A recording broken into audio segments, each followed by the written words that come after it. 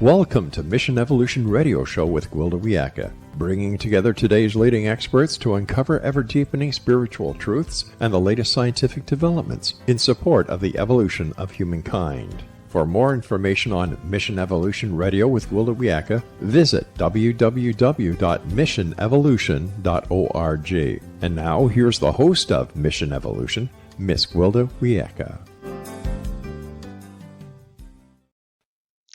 Have you ever wondered why we have emotions?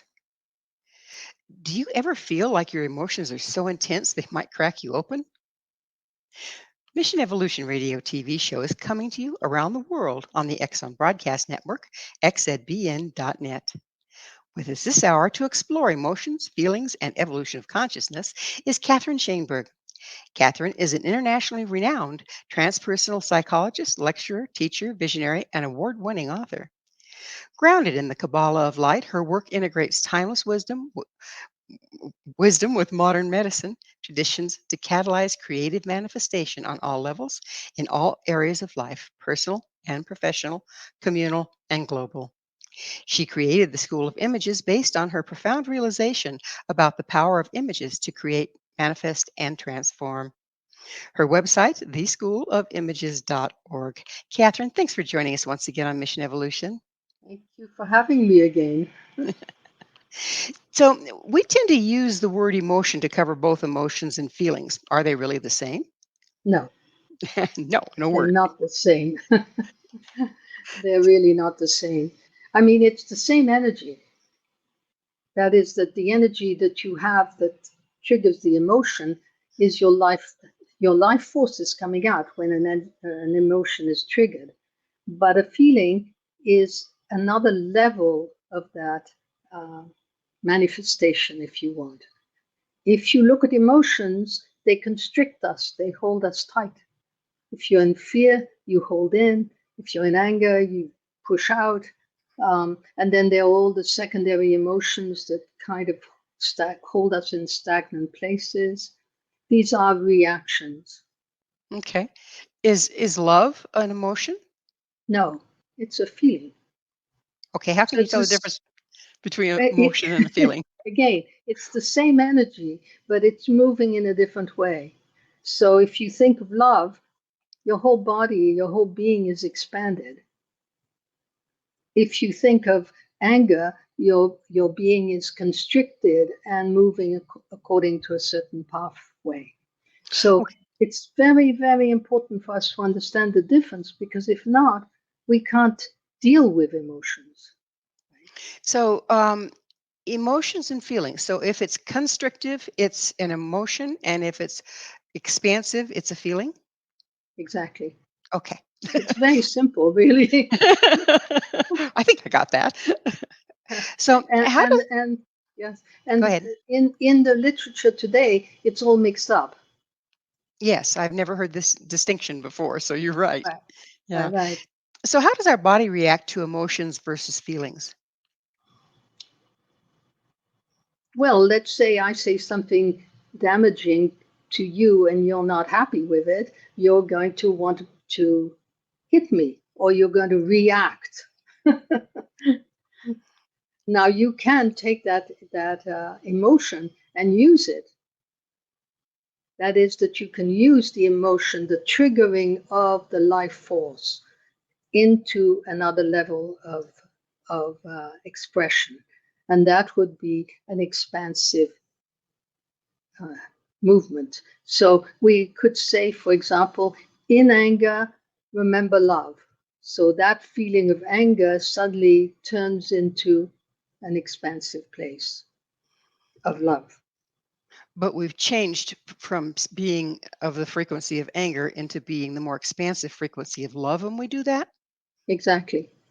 Okay. What about when you're in a situation where it's pretty hard to access that love? I'm not feeling the love here. That's why you train.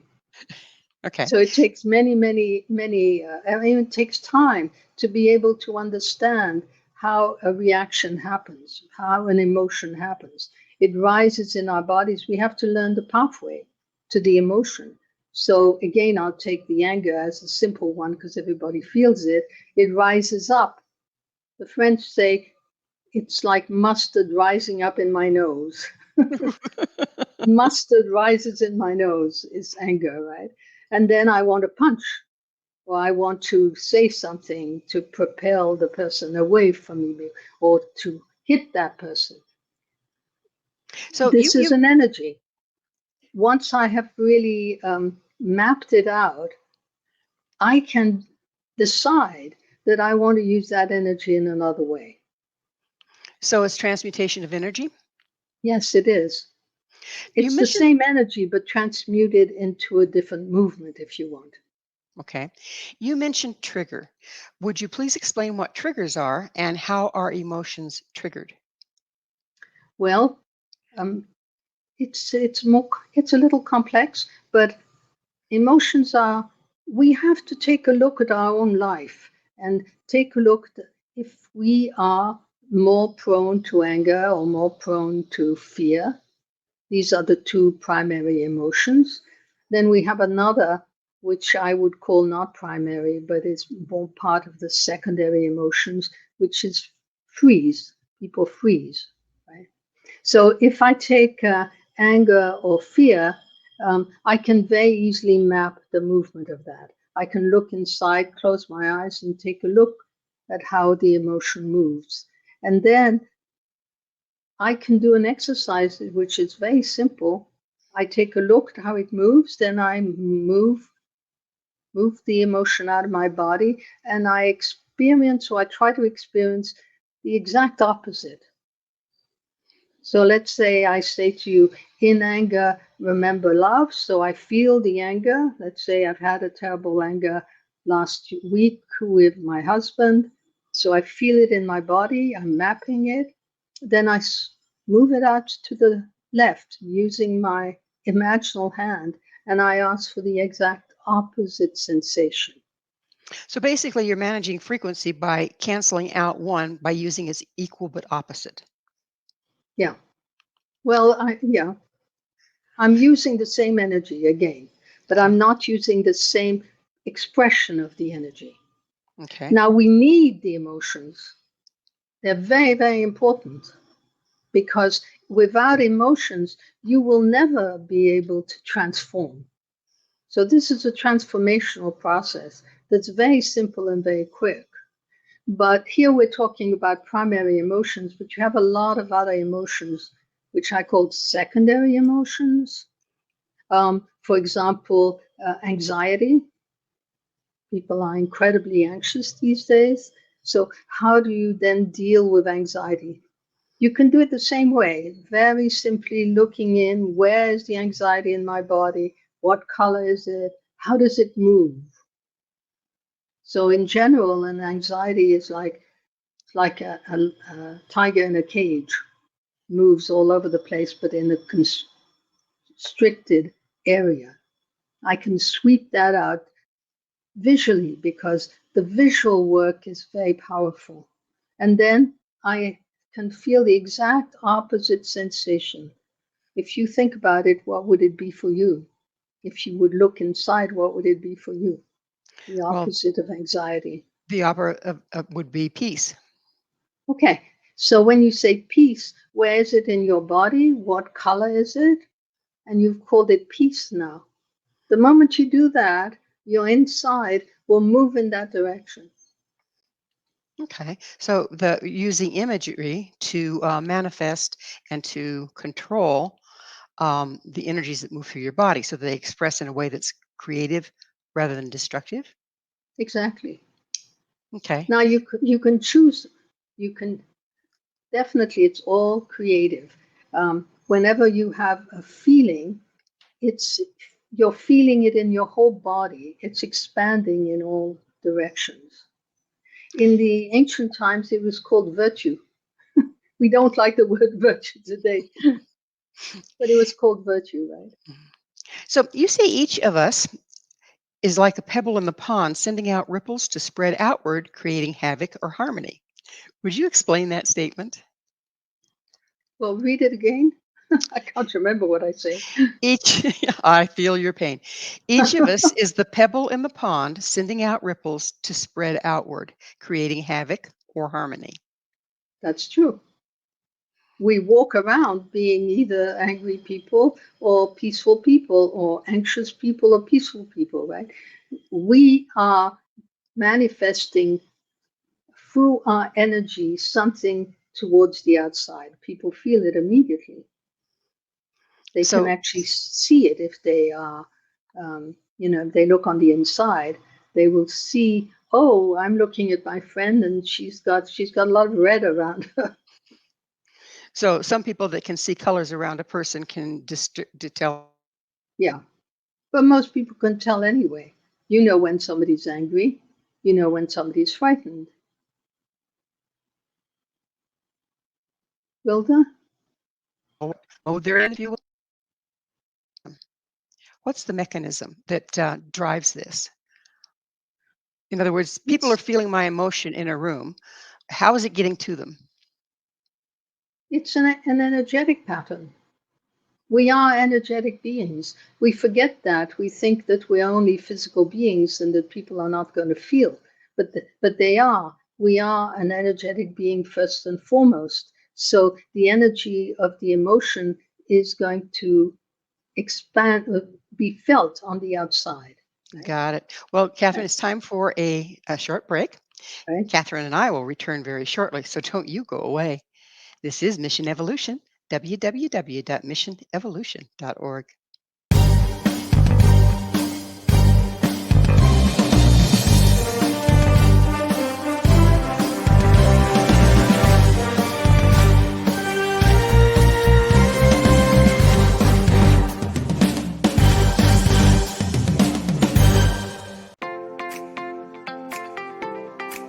Are you interested in evolving with the times and becoming all you can be?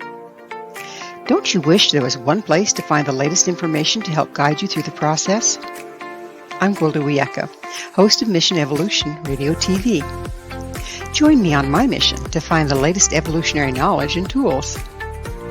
The guests on Mission Evolution are leading experts in a wide variety of divergent topics, including allopathic, holistic, and integrative medicine, epigenetics, enlightenment, quantum physics, meditative practices, environmental issues, spiritual evolution, trauma healing, and so much more.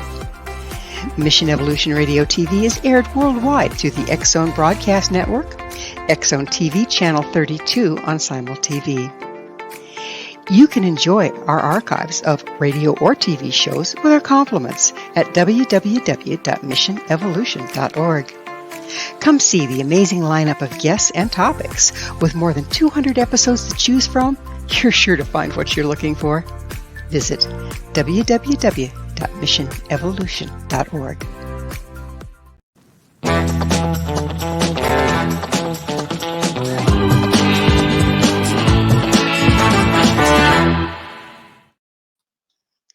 What really happened when Adam and Eve ate the apple? With us this hour discussing feelings and emotions, Catherine Shainberg. Her website, theschoolofimages.org. So that's the question this segment, Catherine. Please explain how Eve ignited the movement that is life. It's a big question, but think of it this way. It's a perfect world. Everything moves in a perfect way. There's no challenge. And the rabbis say that Eve didn't wait for the fruit to fall into her hands. She was impatient. So she wanted to take, or she had a desire for the apple or the fruit, whatever the fruit was. And she had the desire to take it and to experience the power of taking it. Now, the moment you do that, you set off a whole series of events. And that's what happened with Eve. Before that, there was no free will. So she's presented with an impossibility. You are not allowed to touch that fruit. That sets off the impulse, the desire to have what I cannot have. And this is not a bad thing. That's where I say that emotions are so necessary. So her desire to get the fruit, to be connected to the fruit, and to rebel against a being forbidden to do this, sets off the motion of movement and life movement, in which we are creators of our own life. We choose how we're going to react, and then how we're going to respond eventually. So is the act of rebelling against the status quo, it rocks boats for sure, but it's creative? Is that what you're telling me? It is creative. Now, it can be very violent, but it is creative.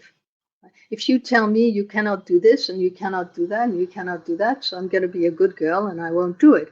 But if at some point you say to me, and you cannot do that, and I have a particular desire deep inside of me to do that, and I have a choice at that moment.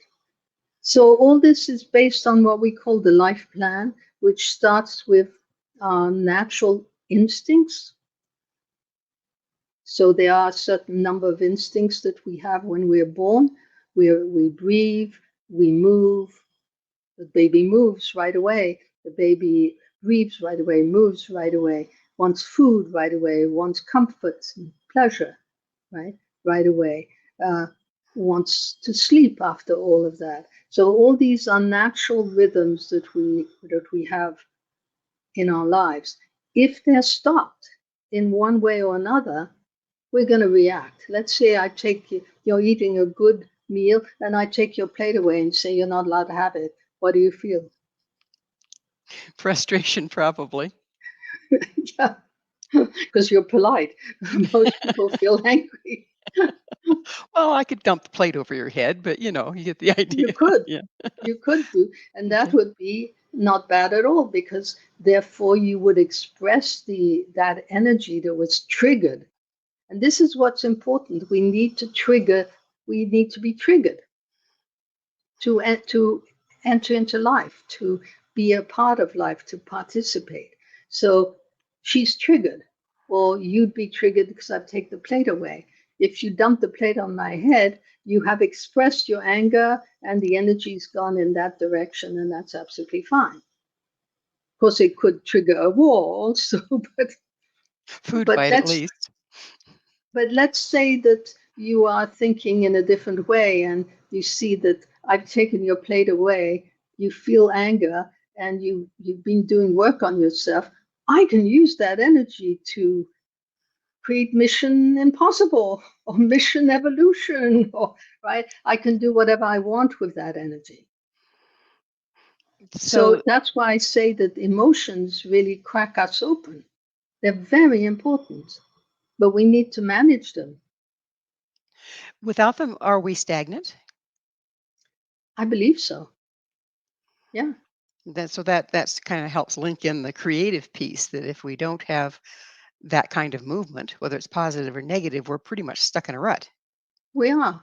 And and it is important for us to be able to have desire. If without desire, we're like a stagnant person, right? We need a little oomph. And So that is oomph, yes, is desire a feeling or an emotion?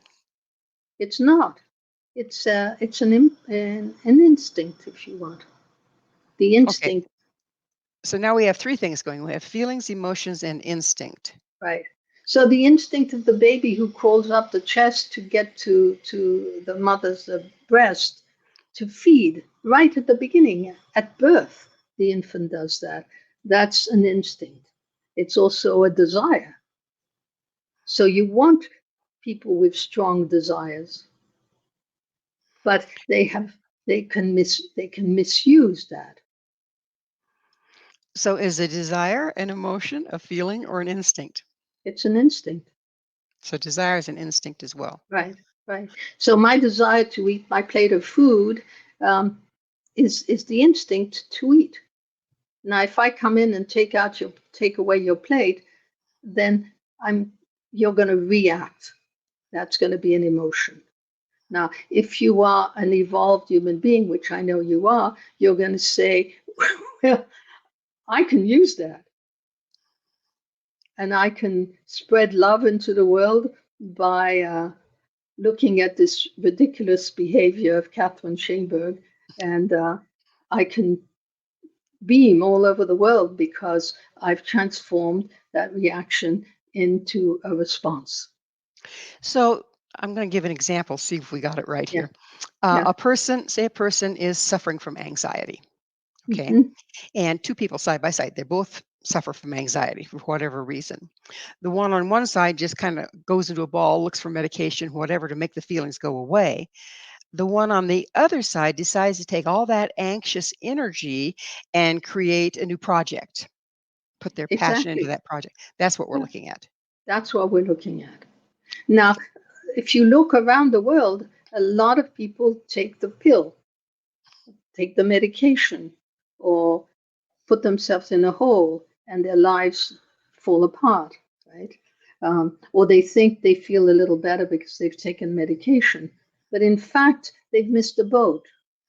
And I'm not saying that in a negative way, but we miss the boat if we can't use that energy in a way that is going to be advantageous to our life and to the life around us, right?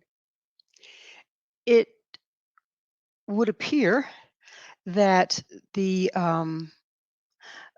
movement of emotion that's Mhm. triggered from Yeah, being deprived of an instinct, okay, right. some people are so overwhelmed that they don't really have that choice right up front. So it sounds like maybe you have to be pretty processed in order to engage in this work. Well, as I've said, it's work, it's inner work. Right? First of all, we have to disentangle, and we have to disentangle how it all works. So I have them do little columns for a week. One column is instincts, second column is emotions and secondary emotions, and the third column is what I like. So we begin to disentangle to see more clearly. Because people don't see clearly. And that's why we're saying it's unfortunate that we mix emotions and feelings, because then we don't have that possibility of transforming the energy in a different direction. Right? Do triggers sometimes come from past damage rather than clear and present, and we Of project course, them onto the present? absolutely. So then how do we work with that? Well, let's say you have a pattern of always reacting in a certain way to certain situations. Let's go back, look inside. Where is it in the body? What color is it? And then what image appears? What memory appears? How old are you? Oh, I'm 3 years old. And who's in the room? Well, my mom is in the room. And what is she doing? She's turning her back to me. And what do you feel? I feel abandoned. I feel betrayed. Right? So we get to the emotion. The emotion is a stagnant one.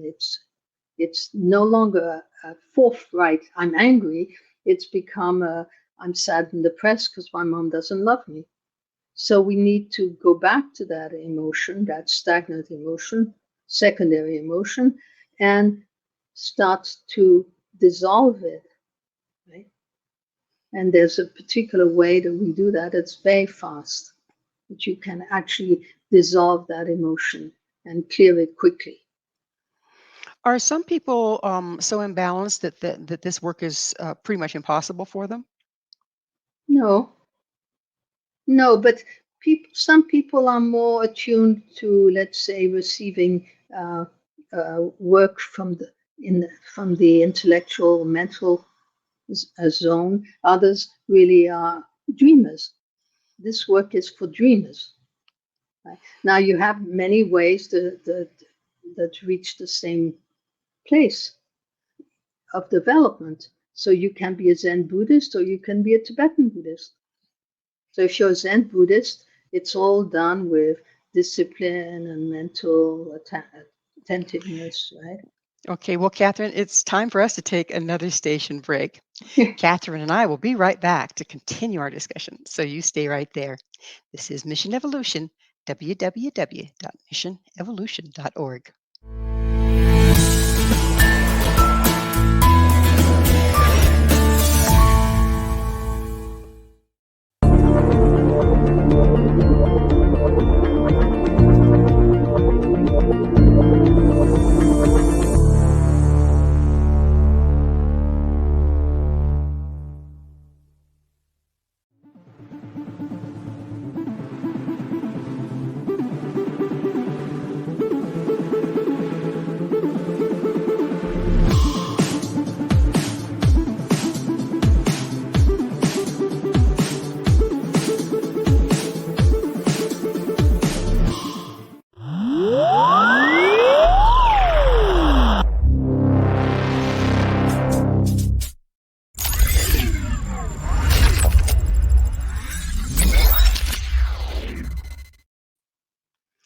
Is there a Garden of Eden to return to? It's This inside of is you. Mission this is Mission Evolution, missionevolution.org. With us discussing the trap of emotional reactivity is Catherine Shainberg. Her website, theschoolofimages.org. Catherine, I know that a lot of your work is based in the Kabbalah and the stories and the imagery found there. And one of that, I assume, is the story of Adam and Eve and the original garden. What does the original garden, what does that mean for us in everyday life? What is that exactly? It's really inside of us. I nearly interrupted you and jumped there. You didn't react. How marvelous. Um, but yes, the Garden of Eden is inside of us. So we can return to it. The moment you return to feeling, you are creating the Garden of Eden on earth. You are expressing or expanding your energy out, your energy field out with goodness, kindness, peace, serenity, creativity. All of this comes within the Garden of Eden. Right. So the work is really to return to the garden, having discovered this for yourself, not being put into a garden and thinking this is it and I'll just enjoy it and nothing is going to happen. So the Garden of Eden is an energetic expression. Yes. You Yes. said that when we're talking about triggers, when you get triggered, you have to go inward and figure out what's causing the trigger and how can I transmute it. Does that work have to absolutely be going along with the going in and finding peace? I mean, can we go? Do we need that work in order to go in and find peace? You absolutely need that work. At the beginning of the work is always think of it as an ocean, and on the top of the ocean there's a lot of garbage.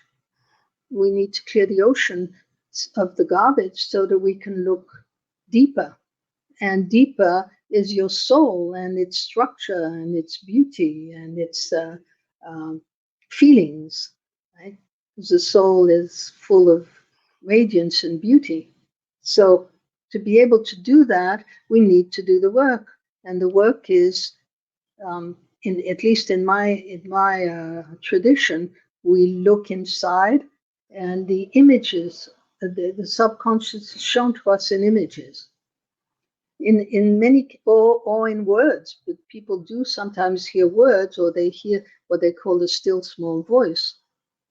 We all have that, which is a very strange and interesting phenomenon, that I can look inside and ask a question and pop and an answer comes, or I can hear it, it's talking to me, right? So we have this incredible ability to turn in, to look, to receive an answer. It's a dialogue.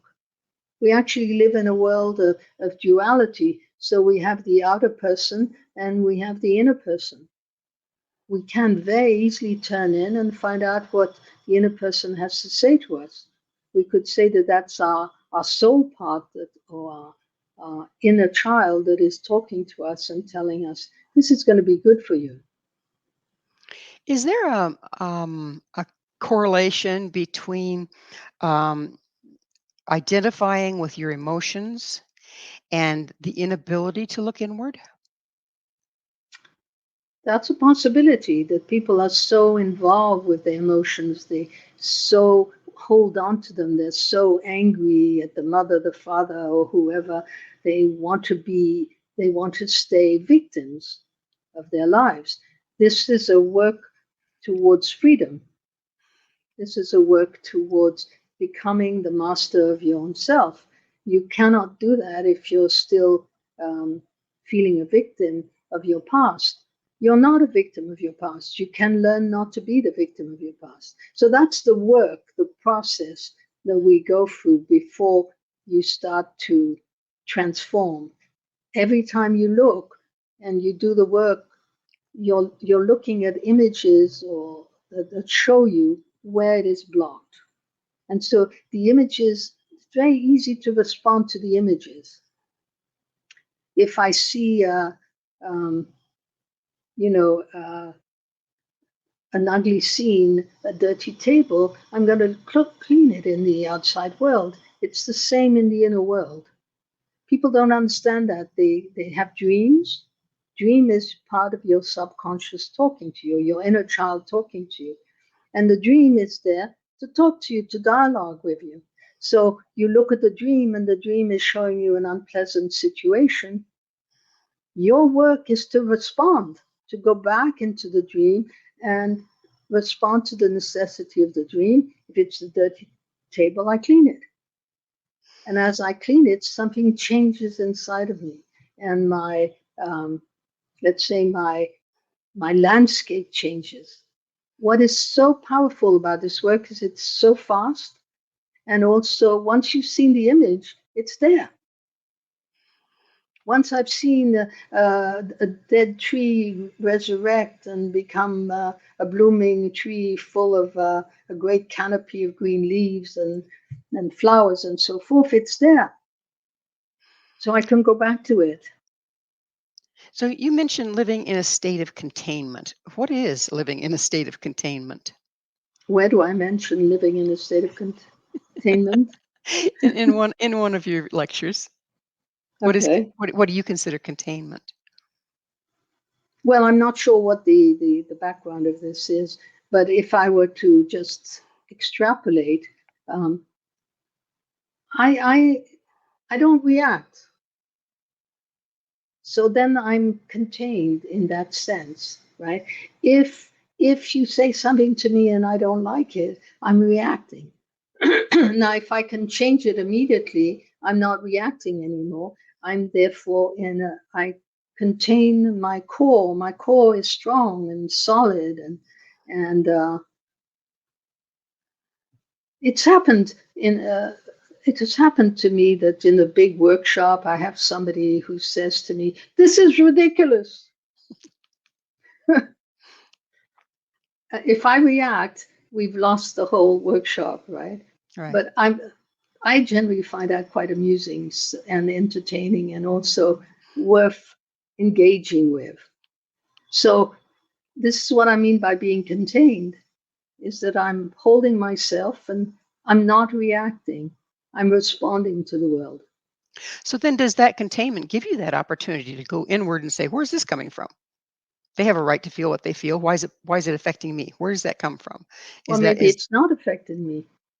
If right. I'm contained, it's not going to affect me.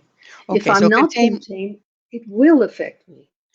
so containment means being processed enough that people can say whatever and you're not gonna take it personal. Yeah. Okay. Okay. I may take it personally, but I may immediately transform it. So it's not going to disturb me. I'm contained in the sense in which I am the master of myself and my energies.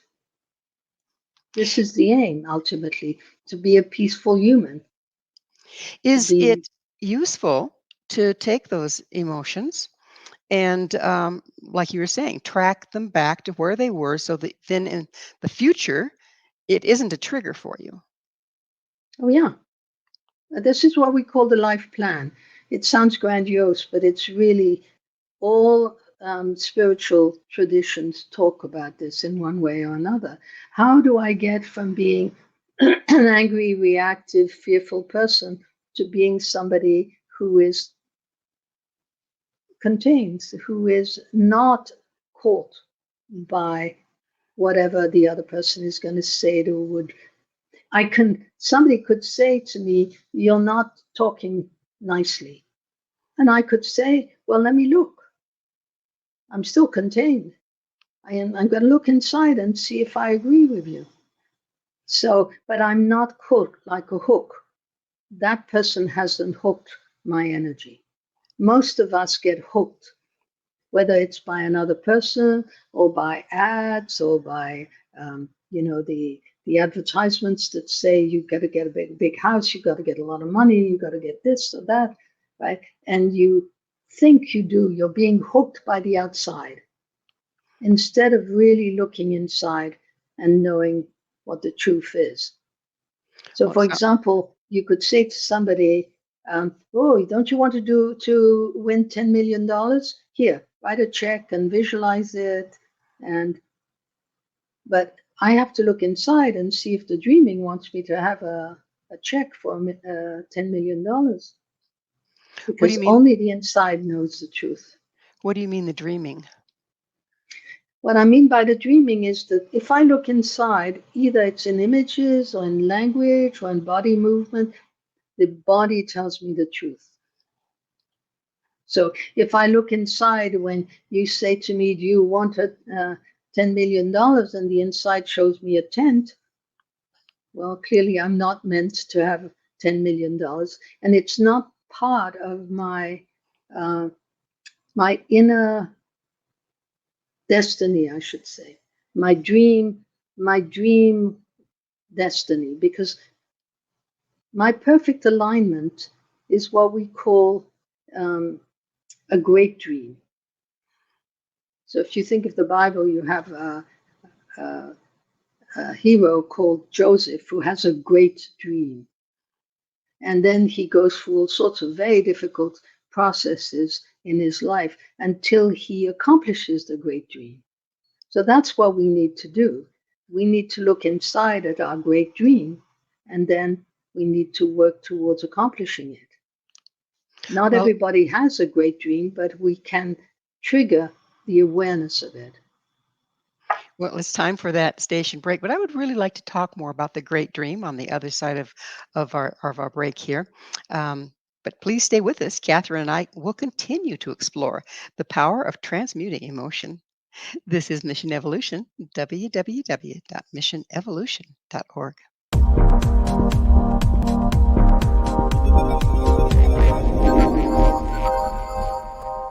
Do you have a product or service you'd like to promote to a worldwide audience?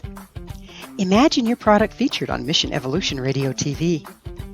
If you're interested in showcasing your work, Mission Evolution is broadcast to the X Zone TV Channel 32 Simul TV, on the X Zone Broadcast Network, YouTube, iTunes, iHeartRadio, Amazon Music, Audible, and many other audio and social media platforms.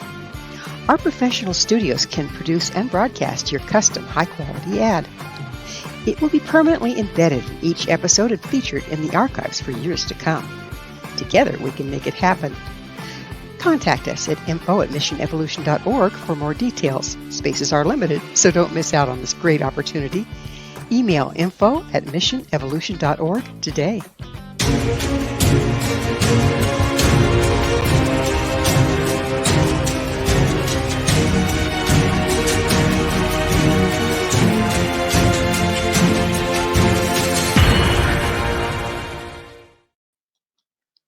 What is the great dream? Where does it come from?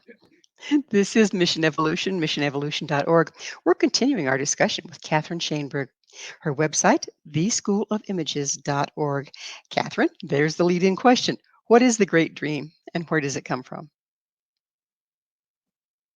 You have many children who, right away, when they're tiny, they already know what they want to do. They sit in front of TV and look at the stock exchange.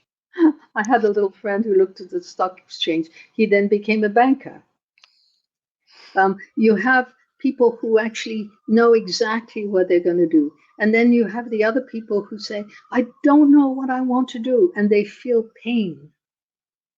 This always tells me that they do know inside, but we have to move away all of the entanglements, difficulties, and garbage, so that they can finally see what it is that they're meant to do in their lives. And it could be cultivating their garden, and that is exactly what they need to do, and that's their great dream. They become a great gardener, and they know each of the plants and how they work and so forth. So we have, it seems, an inner alignment. That is, I sit in this chair, nobody can spatially sit in this chair while I'm sitting in it. So there's something about my presence here, sitting in this chair, that has a particular relationship to the world. You have a particular relationship to the world. Every single human being has a particular relationship to the world. And in the old tradition of my lineage, it's said that we need to find that. We need to find that alignment. When we find that alignment, then everything comes into place. It's the God alignment, if you want, right? So if you think of Joseph in the Bible, he has a great dream in which he is the, the standing in the middle and everybody bows around him. Right? So as a young man, he is not at all equipped to be this very important person. As he grows old, going through all of the difficulties of his life and clearing them up, he becomes that very important person who runs the country of Egypt for the Pharaoh. So he's seen the dream. It's inside of him. Why? So is the dream the same thing as a life purpose? I believe so. And it's something that we come with? Do we choose it before we come in? What's its origin? I think we are born wanting to be aligned. Now, this is mysterious and difficult to express, but there's an alignment or an order in the world, and each one of us has a particular order to fulfill, so that the world is in peace and harmony and functions well. This is what the old sages say, right? That each one of us has that little piece that is going to correct the world. Each one of us has that particular work to do. How this functions? Well, we can say that we come in with it. I do believe we do. We certainly have an ancestral lineage that brings us a lot. We also have possibly past lives that bring us a lot, and we are continuing the adventure. So yes, I think we do have all of us a mission, and you hear it in people because they're so sad when they can't find the mission. Yeah, that purposeless wandering around is painful, isn't it? Yes. So, can your purpose express differently throughout your lifetime? You mentioned the one that has this purpose when he's young, but he can't fulfill the dream until he has a substance in the processing. But it's going to express nonetheless in one way or another, isn't it? Yeah. Well, there are many ways that you can express one single thing. You can turn around a flower and look at it in many different perspectives. So, but I do believe that people are pursuing something. I had a student like that who kept on saying, I don't know what I'm supposed to be doing. I don't know what I'm supposed to be doing. But everywhere he went, and he had silly little jobs, but everywhere he went, he met somebody and he did little something, and that person was happier. And so by the time he died, he had finally admitted to himself that that's what he was come to do, to meet people and to do a little, we call it a tikkun, or correction for them, help them. And poof, their lives had changed. So he was like a little angel who came around like that, but he didn't know it until very far on in his life. We can look backwards in our lives then and start to recognize our purpose playing out. Yes. Interesting. Yeah.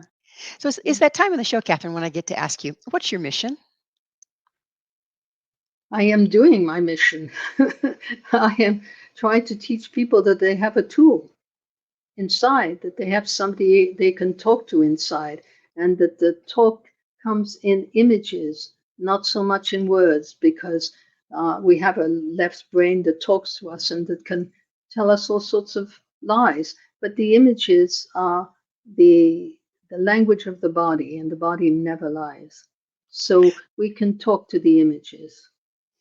Are the images metaphorical oftentimes? Do we need to interpret them?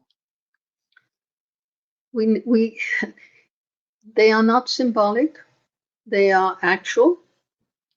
So if I see a tree that it needs watering, it's actual. I see the tree, I feel it, I experience it, I water it, it changes, it becomes flowering.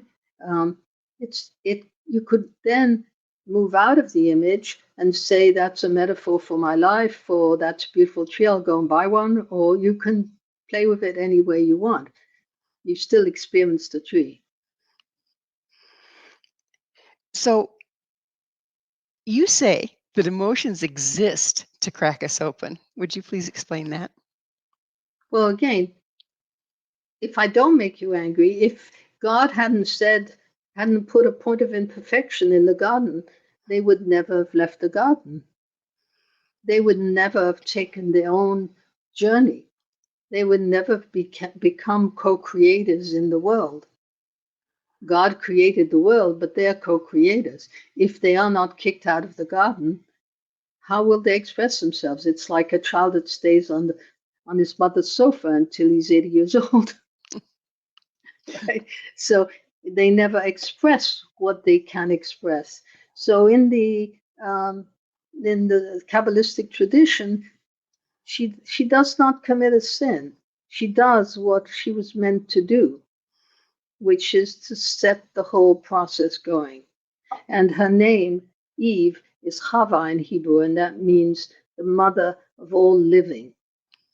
So she ignites the living. Starts the process of becoming a co-creator, becoming somebody who is taking has free will and takes decisions and changes the world. That I find it interesting that it was the tree of the knowledge of good and evil. That sounds like polarization. Um, don't we need polarization to have an image in any case? We do. We do. We live in the dual world. So we do. But it's a conversation. You and I have a conversation, and maybe in the middle of the conversation, we want to change something. Right? So without that relationship, without the polarization, something new cannot occur. Now we can be locked into the polarization, like people in war, they're locked in and they won't let go of it, right? But maybe at some point something will break open and something can change, right? A third point appears, right? Something new appears. We've created something new. Do we have control over our purpose, over our dream? In other words, can we transmute it from time to time, All the change the time. direction it goes? Absolutely. That's what we're supposed to do. It's called in Hebrew tikkun, correction. That is, I look at the dream and there's a fire that's burning down the house, and I find a hose and I go back into the dream and put out the fire and see what happens.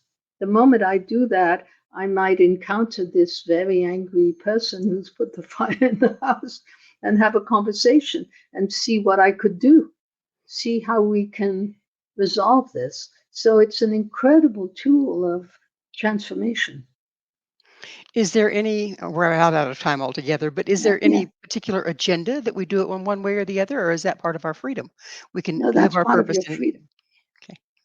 So we That's can live. completely part of your, yeah. You see the necessity and you respond to it the way you want. That's why I call it a revolutionary way, because uh, you're in a way choosing something creative. You're doing something creative. So the work of the imagery is a very creative process. Well, we are just about out of time. What can you tell our listeners? What's one step that they can take to start living from their purpose? Remember your dreams, write them down, take a look at them. There's a whole process that I have called a dream opening that's very simple. And when you look at the story, you look at the pattern, you look at the question, and then you respond to the necessity. Doing that is going to change your life. Well, unfortunately, we are out of time. Catherine, thank you so much for coming on the show. Thank you for the opportunity. Our guest this hour has been Catherine Shainberg, an internationally renowned transpersonal psychologist, lecturer, teacher, visionary, and award winning author. To find out more about Catherine, where you can find her books, workshops, and classes, and all she has to offer, visit her website, theschoolofimages.org. This has been Mission Evolution with Gwilda Wiyaka. For more information or to enjoy past archived episodes, visit our website, missionevolution.org. But please be sure to join us right here next time as this mission continues, bringing information, resources, and support to an evolving world.